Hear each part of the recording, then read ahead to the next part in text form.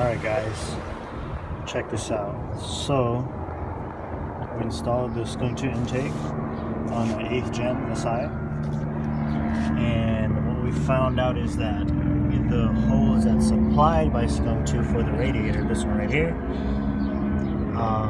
the fitment is kind of messed up because it rubs against the piece that you switch gears with right there. So just a heads up for those of you who are gonna get a Skunk2 intake, just watch out for that radiator hose. Make sure it's installed properly and there's enough clearance, because look what happened after the car heats up and you start driving around for a little bit. The hose expands and now we have coolant fluid all over the engine bay. Well, that side is okay, but over here. So I started cleaning it up halfway. It was a lot worse, but decided I'll make a quick video about this.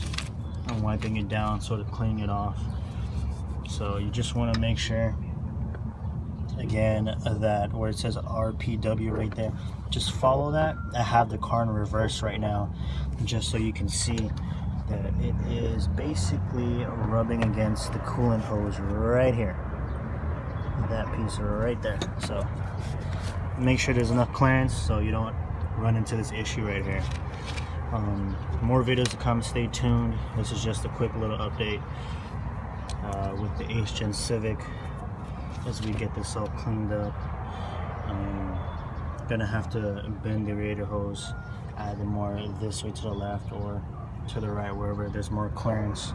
But the shifter bushings are installed on this car. Took them off of my 9th Gen before parting it out, put it on this one.